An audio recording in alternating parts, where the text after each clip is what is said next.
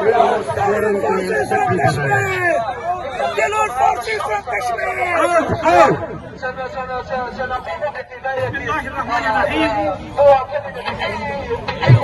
am really delighted to be here and to see Sadar Samad Khan Sahab. I am very saddened that we were planning for Washington DC, but we could not be here on time. But ladies and gentlemen, we have gathered here in front of the United Nations for one purpose and one purpose only. We would like to remind the United Nations Secretary General that the person who was giving the lecture this morning, Narendra Modi, the United States Department of State, they canceled his visa in 2005.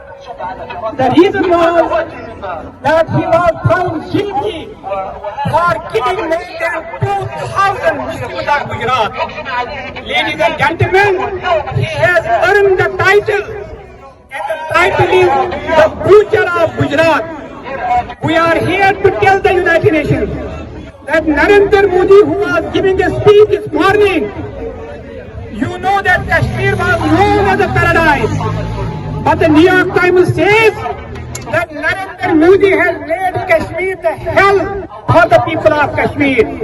We would like to tell the United Nations that yes, Narendra Modi has told you that India is the largest democracy. We would like the United Nations Secretary General to know, don't listen to us. Just read Huffington Post. Huffington Post says that Indian democracy is dying in silence in Kashmir. Ladies and gentlemen, Kashmir was known for its extraordinary beauty. But ladies and gentlemen, European parliamentary delegation says that Kashmir has become the most beautiful prison on earth. We would like the United Nations to know that Narendra Modi will tell you that there is normalcy in Kashmir. But Arundhati Roy, who is one of the internationally known Indian human rights activists, Arundhati Roy, she says that the 900,000 Indian military has made Kashmir the largest militarized zone in the world. Ladies and gentlemen, we know when Narendra Modi abrogated Article 370-35A, we would like to thank Antonio Guterres. He said it doesn't matter what Narendra Modi does by abrogating Article 370. Why?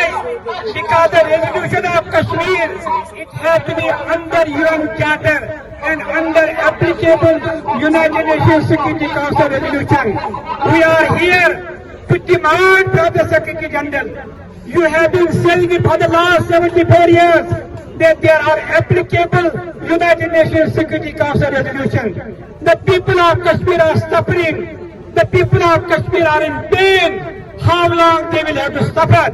You have the power under Article 99 of the UN Charter. You can intervene in Kashmir today before the end of the day. But there is only one message which both India and Pakistan have been making.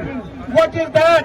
Both India and Pakistan, they have been talking to each other for the last 74 years. But there is no trace of Kashmir. Any time and whenever there are going to be talks, Mr. Secretary General, it is not only India and Pakistan, it is India, Pakistan and the people of Kashmir. Lastly, we have a message to our President Biden. What a beautiful statement he gave about American foreign policy. He said, American foreign policy, listen carefully ladies and gentlemen. Our President Biden says, American foreign policy is based not on example of power, but on power of example. We would like to tell President Biden, did you tell Narendra Modi that he must also act in Kashmir with the power of example? And what is their power of example? Because India has given the people of Kashmir pledge at the United Nations. It is not India, it is not Pakistan, it is the people of Kashmir who have the right to decide the future of Kashmir. With that, ladies and gentlemen, may God bless you. Don't lose the hope. Don't lose the hope. Keep the hope alive. You know. Inshallah. Killer, killer. Modi killer.